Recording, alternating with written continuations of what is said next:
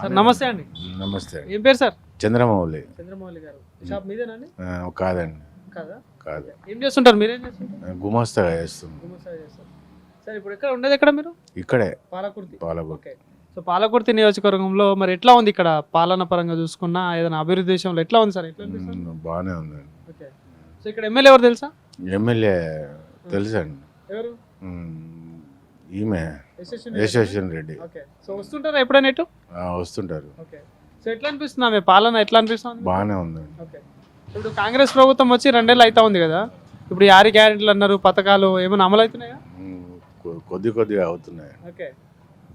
Budget లేదు కదండి. అవునవును. అంటే ఇంతకుముందు అప్పులు చేసిపోయిన అంటారు కదా, అంతేనా? అంతే. ఓకే. సో అంటే ఇప్పుడు ఇక్కడ ఎరువులకి రైతులందరూ వస్తూ ఉంటారు కదా, ఈ రేట్లు అనేవి పెరిగినాయి, ఎట్లున్నాయి? రైతులు ఏమంటారు? పెరుగుతున్నాయండి. కొద్దిగా ఎరువుల రేట్లు బాగా పెరుగుతున్నాయి. ఓకే.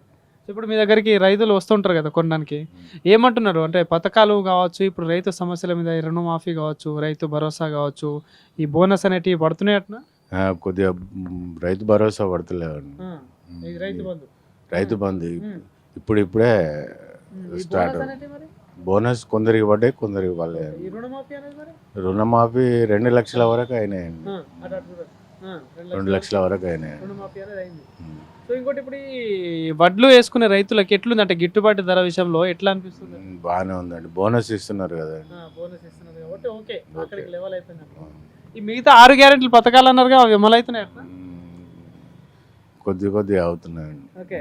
సో ఈ సన్న బియ్యం కావచ్చు, కరెంట్ సన్న బియ్యం ఇస్తున్నారండి. మా అసలు పేదవాళ్ళకు మంచి మంచి అవే తింటున్నారా? అవే తింటున్నామండి. మరి కొంతమంది బాగాలేదంటారు కదా బాబాయ్, మరి బాగానే ఉందండి. బాగానే ఉంది. గిట్టని వాళ్ళు అంటారు. ఇప్పుడు ఈ కరెంట్ బిల్ అనేది కడుతున్నారా ఎట్లా? కడతలేమండి. ఫ్రీ అండి. ఓకే.